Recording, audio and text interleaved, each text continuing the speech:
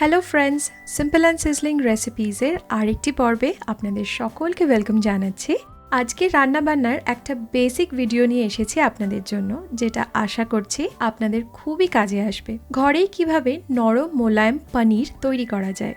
যারা নিরামিষ খান বা পুজো আর্চার দিনগুলোতে পনির আমাদের খুবই প্রয়োজন পড়ে, আবার বাচ্চাদের জন্য পনির খাওয়া খুবই উপকারী। তাই প্রিজারভেটিভ দেওয়া পনির দোকান থেকে না কিনে ঘরেই কিন্তু খুব সহজেই তৈরি করে নেওয়া যায়। প্রথমে একটা বড় জায়গার মধ্যে আমি 1.5 লিটার পরিমাণে দুধ নিয়ে নিচ্ছি। এটা কোনো ফুল ক্রিম মিল্ক নয়, এটা এমনি সাধারণ দুধ। দুধটাকে এখন মিডিয়াম ফ্লেমে জাল দিয়ে নেব। দুধটা জাল হওয়ার সময়তে একটু নেড়েচেড়ে দিতে হবে, যাতে তলায় লেগে না যায় আর হিটটাও সমানভাবে ছড়িয়ে দেওয়া যায়। এদিকে একটা ছোট বাটির মধ্যে আমি নিয়েছি 2 টেবিল স্পুন পরিমাণে ভিনিগার। আপনারা এর জায়গায় পাতিলেবুর রস দিয়েও ছানা কাটাতে পারেন। সেক্ষেত্রে 1.5 লিটার দুধের জন্য 2টো পাতিলেবুর রস লাগবে। 1 টেবিল স্পুন জল দিয়ে এই ভিনিগারটাকে একটু ডাইলুট করে নিতে হবে।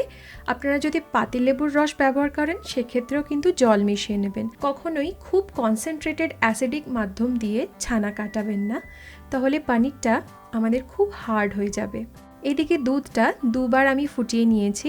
গ্যাসটাকে এবারে একদম লোতে করে দিয়ে অল্প অল্প করে জল মেশানো ভিনিগারটা দুধের মধ্যে দিয়ে দেব আর নাড়তে থাকবো, ঠিক যতক্ষণ না এভাবে দুধের সলিড পার্ট আর জলটা আলাদা হয়ে যাচ্ছে। এই পর্যায়ে কিন্তু এটাকে আর ফোটানো বা গরম করা যাবে না। গ্যাসটা বন্ধ করে দিয়ে এটাকে সাথে সাথে একটা কটনের কাপড়ের মধ্যে ছেঁকে নিতে হবে। আমি এভাবে একটা বাটির মধ্যে ছাঁকনি বসিয়ে তারপরে ছেঁকেছি, যাতে এই ছানা কাটানোর জলটা আমি ধরে রাখতে পারি। এই জলটা ফেলে দেবেন না, এটা খাওয়া খুবই উপকারী। রুটি পরোটা মাখবার সময় এটা ব্যবহার করতে পারেন, বা বাড়িতে ছোট বাচ্চা বা বয়স্ক কেউ থাকলে তাকে দিতে পারেন। এটা খাওয়া খুবই ভালো, এটা হজম করায়। তাছাড়া পরের বার ছানা কাটানোর জন্যও এই জলটা ব্যবহার করে নিতে পারেন, তাহলে আর আলাদা করে ভিনিগার বা লেবুর রস দিতে লাগবে না। এমনি জলে এবারে ছানাটাকে একটু ভালো করে ধুয়ে নিয়ে এভাবে একটা ভারী কিছুর সাহায্যে চেপে রেখে দিচ্ছি আধ ঘন্টার জন্য। আধ ঘন্টার মধ্যেই পনির সেট হয়ে যাবে।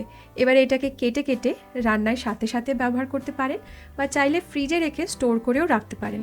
তবে এখানে একটা কথা বলতে চাই, এটা যেহেতু আমাদের বাড়িতে কোনো প্রিজারভেটিভ ছাড়া তৈরি করা পনির, তাই খুব বেশি দিন এটা কিন্তু ফ্রেশ থাকবে না। এটাকে স্টোর করে রাখবার পদ্ধতি হলো, একটা এয়ারটাইট কন্টেনারের মধ্যে সামান্য একটু জল দিয়ে এই পনিরটাকে রেখে দিয়ে 2 থেকে 3 দিনের মধ্যে চেষ্টা করবেন ব্যবহার করে ফেলতে। শুকনো অবস্থায় রাখবেন না, তাহলে ফ্রিজে থেকে পনির ড্রাই আর শক্ত হয়ে যাবে। তাহলে দেখে নিলেন কত সহজেই পনির তৈরি করা যায়। আর এই ঘরে তৈরি করা ফ্রেশ পনির কিন্তু দোকানে কিনতে পাওয়া পনিরের থেকে খেতে অনেক গুণ টেস্টি হয়। তাই এটা যখন রান্নায় দেবেন, সেই রান্নার টেস্টও স্বাভাবিকভাবেই খুবই ভালো আসবে। আশা করছি আজকের ভিডিওটা আপনাদের ভালো লেগেছে এবং কাজেও আসবে।